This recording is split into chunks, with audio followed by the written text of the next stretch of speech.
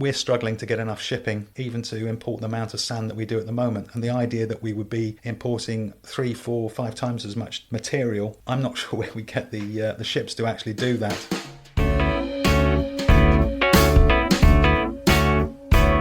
Welcome to the Bailiwick Express podcast. My name is Aaron Carpenter. Each week we'll shine a light on topics from across the Bailiwick. The format will change from week to week. We'll have debates, reviews, hot seat interviews and special guests. So stick with us as we tackle some of the most important issues we face in the Bailiwick.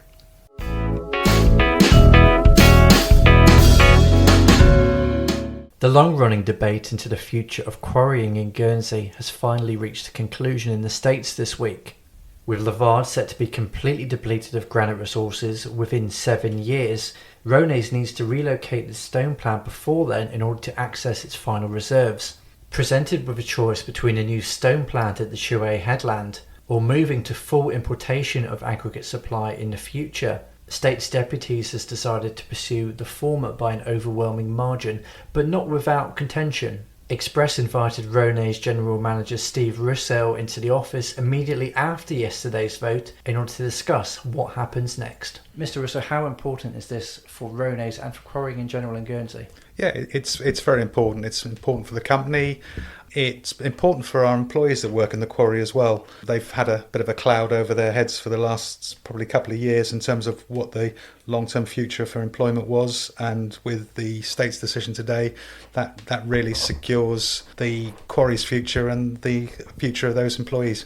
In terms of what happens next, the timelines as they are still quite tight for you. There will probably need to be some level of importation whilst you get Chouet up and running, is that correct?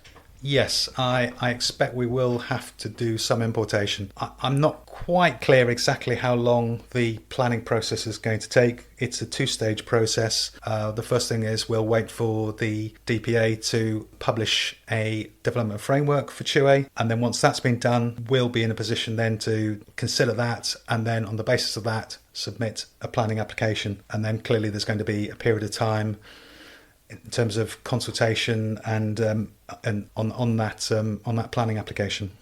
So how long is it before you have to move out of your current stone plant in order to access the final reserves? We've got, at the current production rate, we've got about 15-16 months of reserves. I don't expect that we'll be in a position to be at full production from Chouet in that period of time.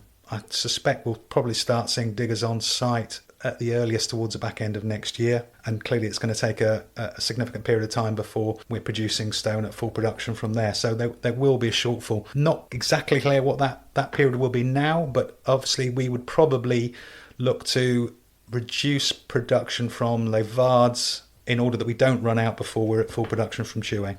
And you'll be pleased with the decision that the States has reached. From your perspective, commercially, would it have been better if that decision had been made sooner?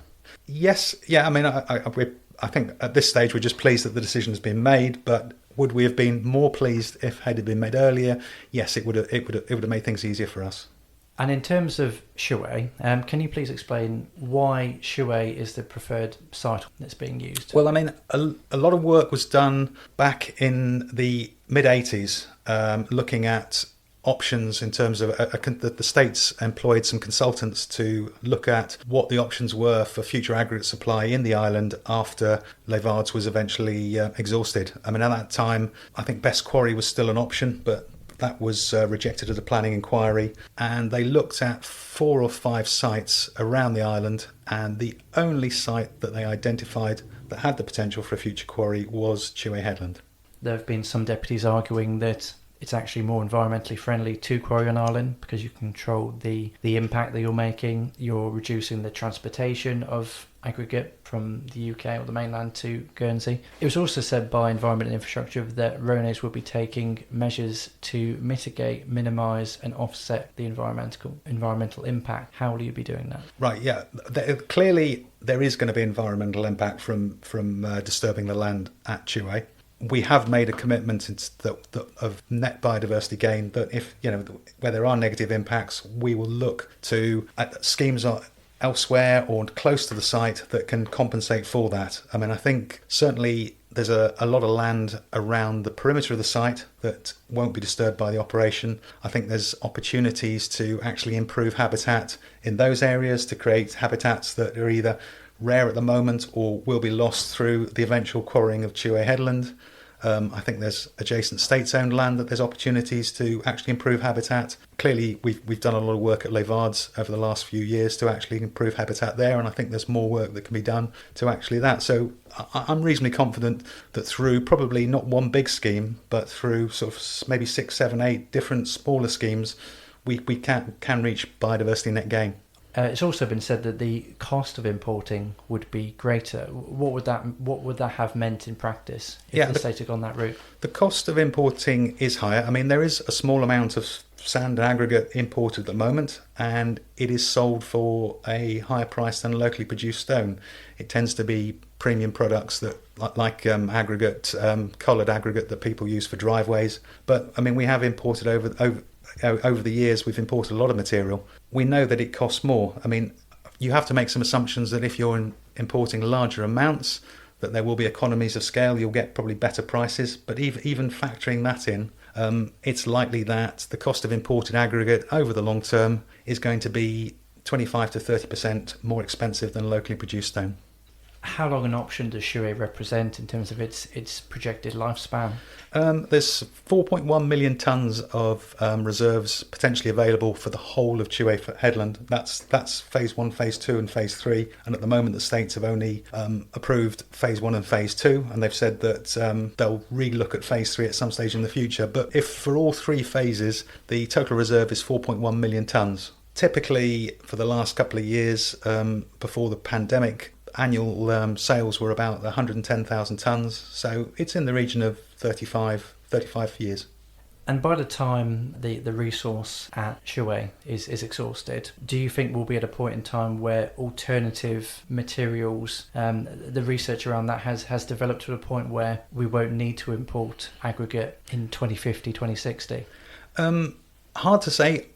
I would say that I'm sure that I think there will always be a requirement for aggregate on the island. It's hard for me to envisage a situation where there won't be aggregate, but will there be alternatives that will supplement some of that requirement? Then I think the answer is yes. If you look back the last 20 to 30 years, how we operated and the materials we used then and how we do now, we've clearly made advances over that period of time. For the last 15, 20 years, certainly we've done a lot more recycling of demolition arisings in the island, and most of the demolition arisings that are produced in the island are now processed to produce a recycled aggregate that replaces virgin stone from Les Vardes. Cement, there's been big changes in cement in terms of cement replacements. So up to half of the amount of cement that we were using is now replaced with a cement replacement. So I think there will be alternatives that will come over a longer period of time, but I don't think it'll ever completely replace aggregate.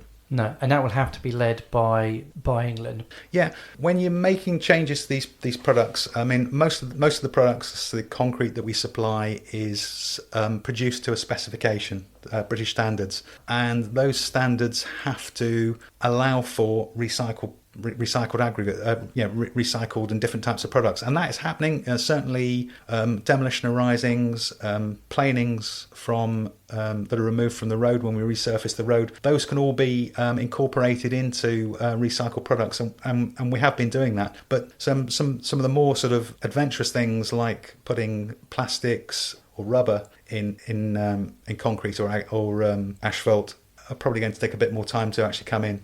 Yeah. It was said during the debate by numerous deputies that we, as an island, are simply moving the inevitability of aggregate importation 30 years into the future. Is that fair?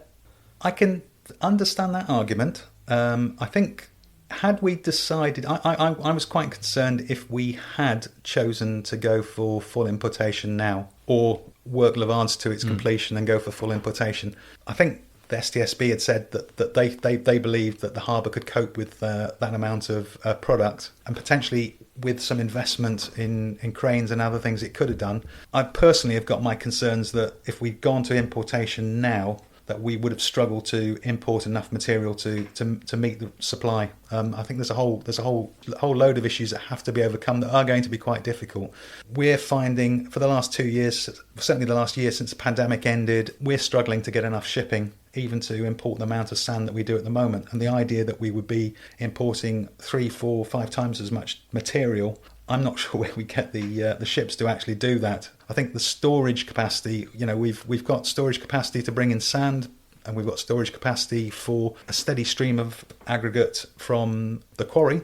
But if we're importing in large blocks, importing aggregate, we just physically haven't got the facilities to actually store that, and I'm not clear where we'd find that in the short term. So if we wanted to go down the route of importation, I think it's a 5 or 10 year project to get the infrastructure in place to do that. I mean, we first started discussing with the States 7 years ago, and we said, look, Lavard's quarry is coming to an end. The alternatives, the future is either going to be a new quarry at Chouet or it's going to be importation. And if it is importation, you're going to have to do a lot of work to get the infrastructure in place to provide the contingency to be able to meet even bigger demand if the construction industry picks up. And the harbour at the moment theoretically could do it, but I think that it's quite a weak link in that supply route. Mm.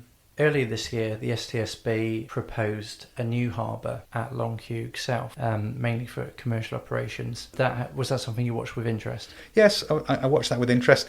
I don't remember if it specifically covered aggregate and bulk imports, but it was something we were keeping an eye on. Yeah. In all likelihood, you feel that there will be a number of practical difficulties trying to import via St Sampson's Harbour in its current form. Yes, I mean, even if Longheugh South had been approved by the States or is approved by the States, I think it's a long-term project. It's 5-10 years at the very least, and I think on our previous history of the time it takes to actually get these projects to completion, it could well be a longer period of time. So we need a solution in the next 4, 5, 6, 7 years, and to me the only one that provides any decent amount of security is a new quarry at Chouet. Yeah. So how much preparatory work have you done already, awaiting the state's outcome?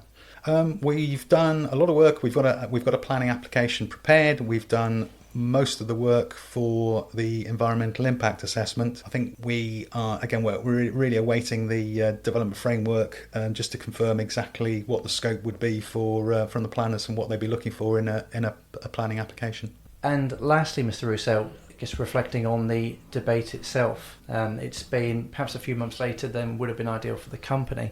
But you've mentioned the fact previously that there would be serious uncertainty over jobs if the States did not make a long-term decision this week. How pleased are you that now you can move forward, you know what you're dealing with, and have an outline vision of what the future holds? Yeah, I'm really pleased. I mean, yes, we would have liked an answer sooner. I think having seen the policy letter that the Environmental Infrastructure Department produced, I can see why it was. I thought it was very in depth. It covered a lot of the issues that I thought deputies would ask. So I think they took a little bit longer, but they actually produced a very good document in the end. I'm certainly really pleased. It's certainly going to give security to our staff who were certainly. I mean, there weren't any imminent dangers of redundancies, but certainly if we hadn't got Chouet over the sort of like more medium term, I think the number of people employed in the quarry inevitably would have reduced, and that would have had an impact on employment. So it's certainly provided a welcome relief for a lot of our staff that are employed in the quarry. Thank you for listening to the Bailiwick Express podcast. The title track was Shift My Weight by Luno. If you enjoyed it, please like and share. You can find us online, on social, on email and internet radio. There'll be more from me, Aaron Carpenter, and the rest of the Bailiwick Express news team next week.